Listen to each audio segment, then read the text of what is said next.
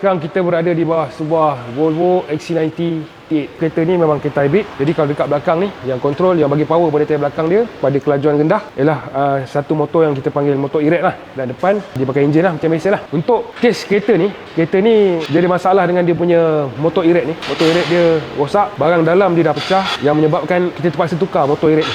Untuk tukar motor e-rack ni, dia tak semudah orang kata buka skru dan turunkan motor e-rack ni. Proses dia macam ni.